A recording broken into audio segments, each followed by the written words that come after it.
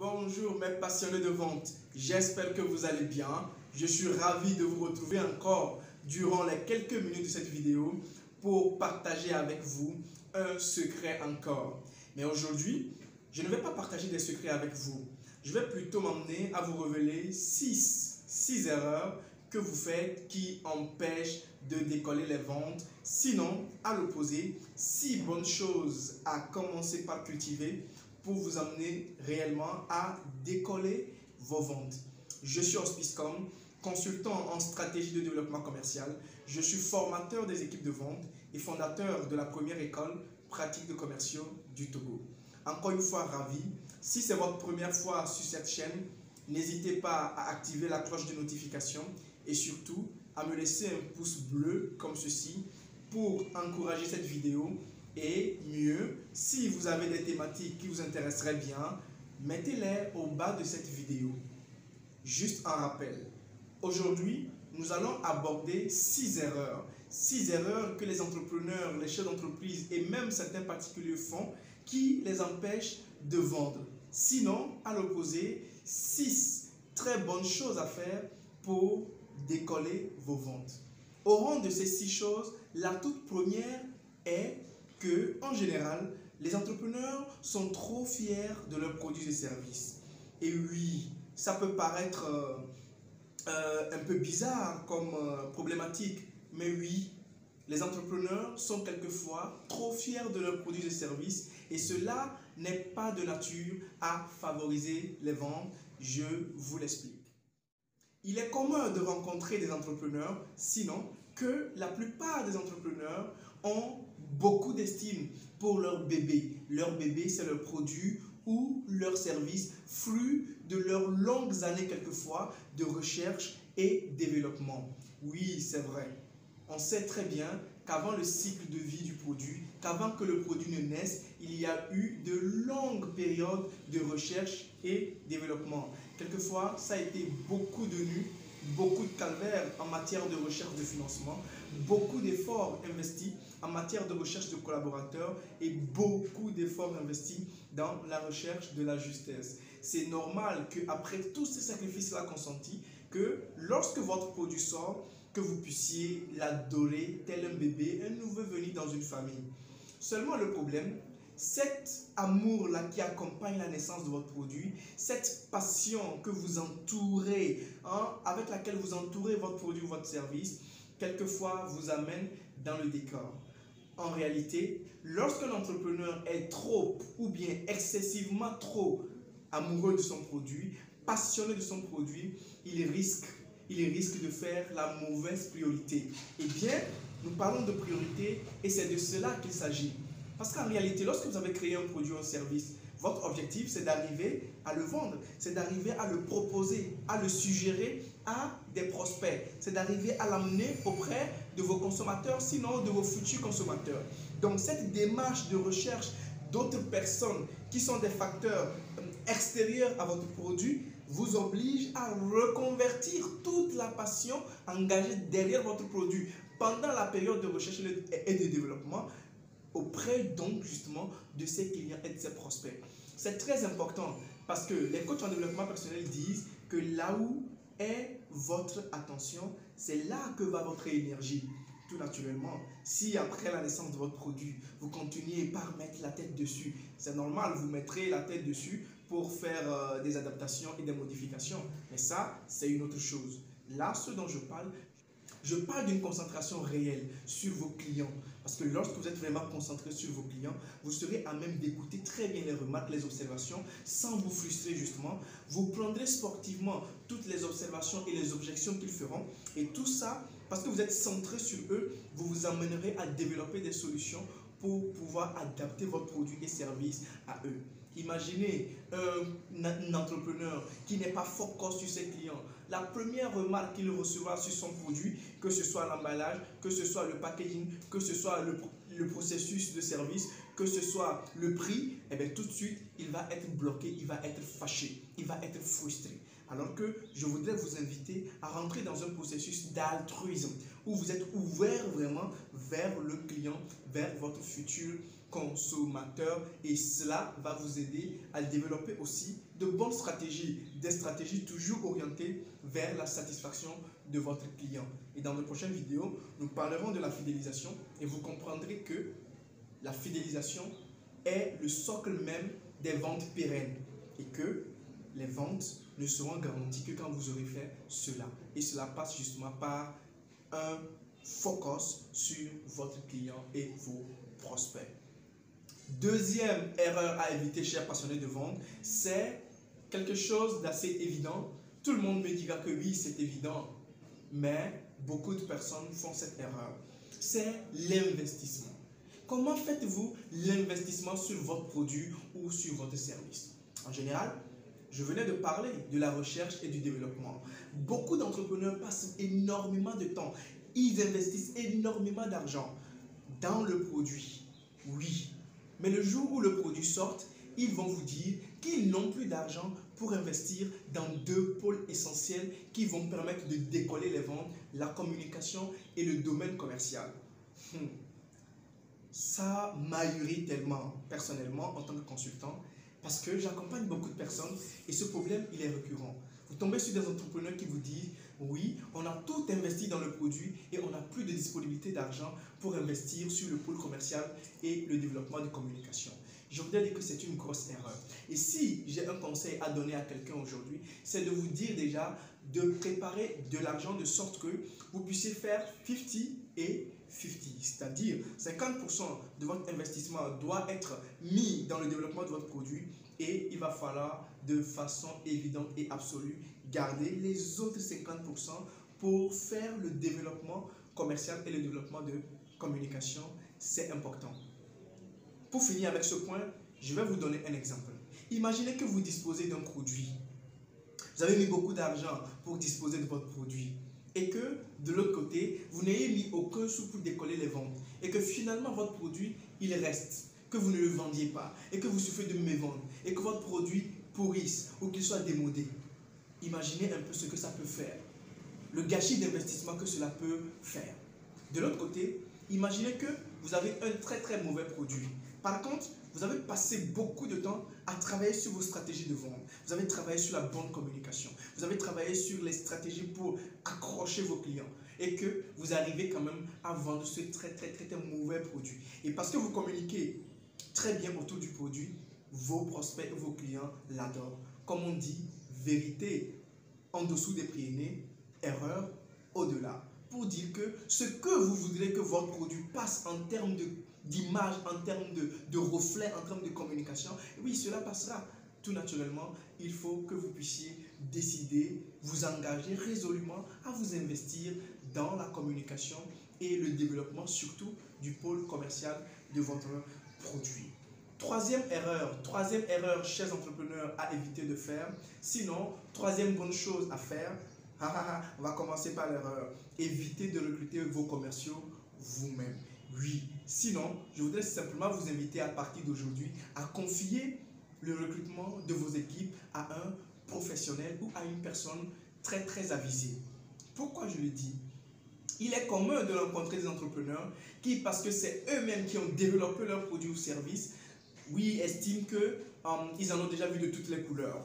Oui, parce que j'ai développé mon produit, je suis la première personne qui incarne les valeurs de mon produit et j'ai contribué à trouver les premiers clients, les premiers partenaires, à faire les premiers positionnements du produit. C'est vrai. Et à partir de ce moment, j'estime que tout seul, je ne suis pas suffisant et je vais avoir recours à une équipe commerciale, à une équipe tactique sur le terrain qui peut m'aider à développer les ventes. C'est une noble cause. Seulement, j'aimerais dire à un entrepreneur que c'est extrêmement dangereux parce que vous-même entrepreneur, vous n'avez fait aucune formation en vente malheureusement.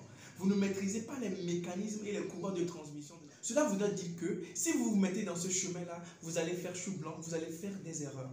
Parce que vous n'aurez pas les compétences, vous n'aurez pas la bienséance, vous n'aurez pas la clairvoyance, vous n'aurez pas la vision de pouvoir identifier les bons profils. C'est vrai, comme beaucoup de gens le pensent, la vente paraît simple.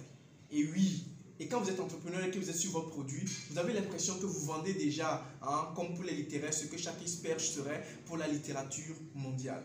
Seulement, c'est une grosse erreur. Parce que quand vous allez vous y mettre, étant donné que vous ne connaissez pas les mécanismes, comme je le disais tantôt, vous allez faire beaucoup d'erreurs parce que vous êtes en face de jeunes commerciaux qui souvent, eux aussi, ne maîtrisent pas la vente pour autant. Et vous, avec votre erreur de non-maîtrise des mécanismes commerciaux, d'identification du potentiel et de recrutement, vous allez tomber sur des personnes qui vont seulement vous faire des illusions, vous allez les retenir sur la base de telle ou telle chose et très vite, vous allez regretter. Sinon, c'est votre business qui va aller au ralenti. Chers passionnés de vente, quatrième erreur, cette fois-ci, que je souhaiterais vous éviter de faire, c'est les frustrations liées à la concurrence. Dans une de mes précédentes vidéos, chers passionnés de vente, j'expliquais un peu qu'en Afrique, nous avons tellement de potentiel qu'il est assez aberrant de voir des gens critiquer d'autres ou faire la guerre contre leurs frères entrepreneurs parce qu'ils se sont mis sur un même produit.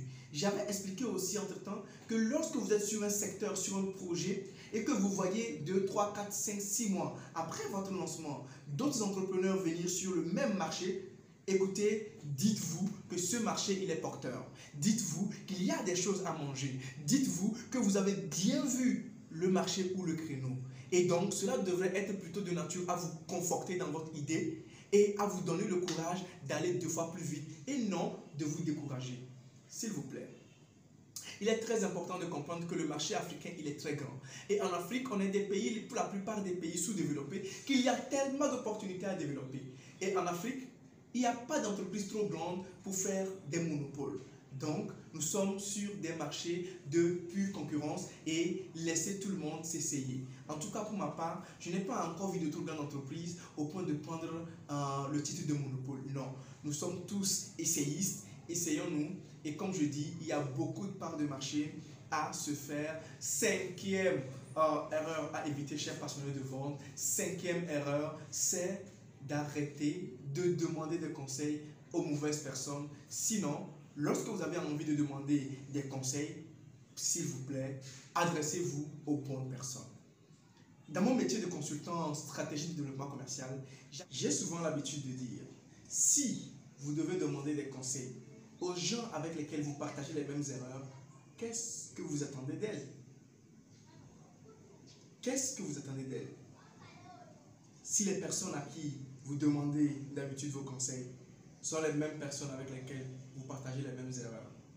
Je le dis parce que, vous savez, les entrepreneurs en général ne veulent pas faire d'investissement du tout.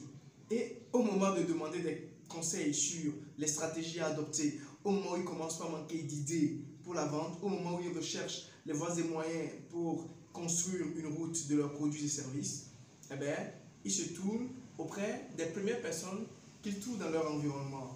Donc, ça va être pour un mari, sa femme, ça va être pour une femme entrepreneur, son mari, ça va être pour un entrepreneur des amis, des membres de la famille, des parents, etc. Est-ce que vous voyez? C'est vrai que nous tous, nous avons une histoire qui est la plupart du temps différente. Nos histoires sont différentes les unes des autres. Ce qui fait que dans chaque histoire, dans l'histoire de chacun, on peut tirer des richesses, on peut tirer profit de l'histoire de chacun. C'est une vérité. Mais on ne peut pas s'emmener à avoir autant de légèreté sur des décisions stratégiques qui vont engager le futur de votre entreprise.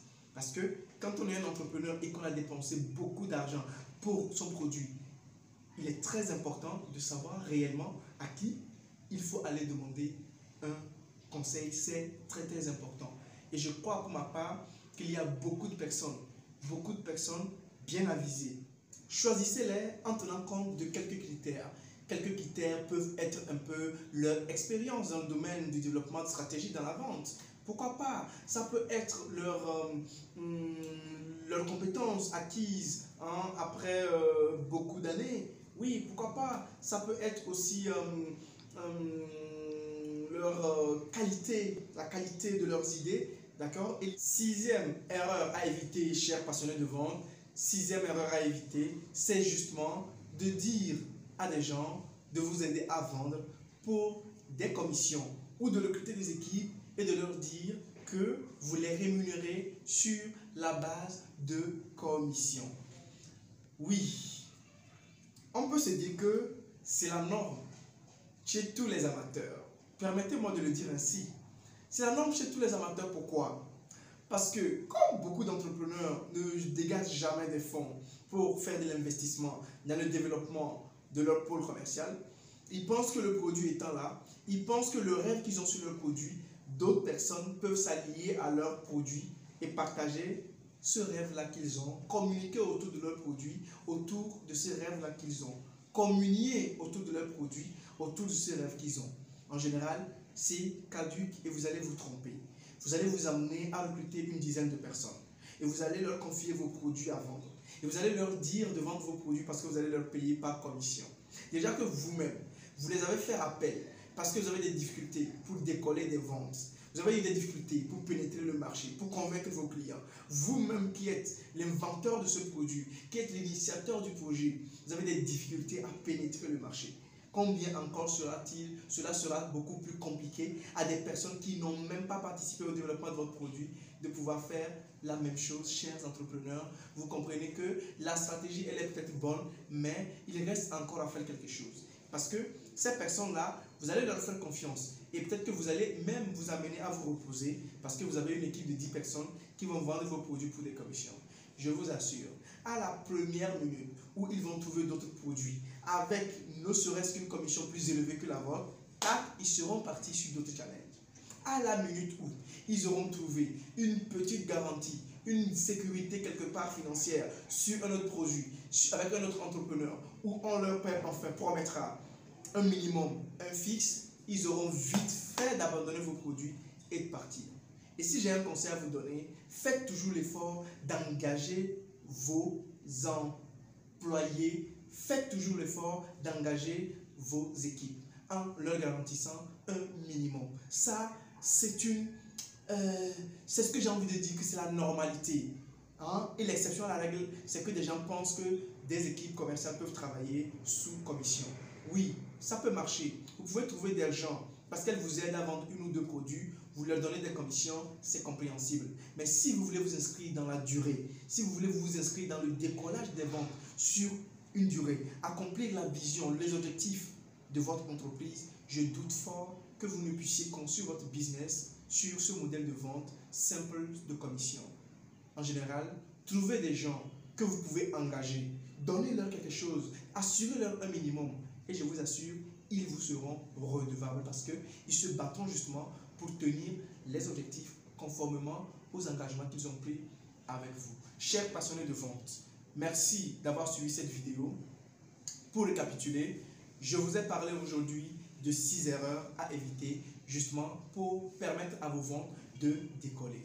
La première erreur, c'est surtout d'éviter d'être trop fier de votre produit ou de votre service parce que comme je l'ai dit, votre priorité risque de prendre un bon coup. La priorité, c'est surtout d'être fier de se cantonner sur vos prospects et vos futurs consommateurs. La deuxième erreur à éviter, c'est de manquer de rechercher l'investissement à mettre sur le développement du pôle commercial parce qu'en général, vous dites que vous avez déjà mis beaucoup d'argent dans votre produit. La troisième erreur, c'est la manière dont vous recrutez vos commerciaux. En général, si vous n'avez pas été un excellent vendeur ou si vous n'avez pas été un consultant ou un chasseur de tête sur le recrutement de commerciaux, ne vous amenez pas trop à recruter par vous-même. Trouvez un petit budget, trouvez une personne à viser et confiez-lui le recrutement de vos équipes. Quatrième erreur à faire, ce sont les frustrations issues de la concurrence parce que vous estimeriez qu'il y a des personnes qui sont en train de venir faire la même chose que vous faites sur le marché. Et comme je l'ai dit, sachez s'ils arrivent sur votre marché, sur votre produit, que vous avez ciblé le bon produit, que vous avez ciblé le bon créneau, que vous êtes sur la bonne niche. Alors, travaillez 2 fois plus vite. Et plutôt que de vous intéresser à eux, travaillez à vous intéresser au développement de votre marché, à vous demander comment vous faites pour prendre le plus de parts de marché. Continuons mon résumé. L'autre erreur, c'est de savoir, surtout, sinon l'autre bonne chose, c'est de savoir comment choisir désormais vos conseillers. C'est vrai qu'il y a des personnes qui sont dans votre entourage immédiat, mais au moment où vous devez prendre des décisions stratégiques sur votre produit, votre service, qui vont engager la responsabilité et l'avenir de votre entreprise, je crains qu'il soit important de regarder souvent à droite ou à gauche, beaucoup plus loin que votre environnement immédiat, pour identifier des personnes de compétence, celles-là qui pourront vous aider avec certitude à évoluer. Et la dernière erreur à arrêter de faire, c'est de faire travailler des gens sur votre produit, sur de simples conditions comme rémunération, parce que je crois que ça ne va pas permettre à votre entreprise d'aller vite. Vous allez trouver des gens peu motivés qui travailleront sur votre produit autant qu'ils auront des opportunités. Ils ne feront eux-mêmes aucun effort conscient. Alors, mes passionnés de liberté, mes passionnés de vente, je suis encore ravi qu'on ait pu faire cette aventure-là ensemble et que ce partage vous aurait aidé. Si vous l'avez aimé cette vidéo, ne manquez pas de me mettre un pouce bleu comme ça au bas de cette vidéo et de partager éventuellement le contenu avec d'autres personnes que ça pourra aider. Au revoir, ciao.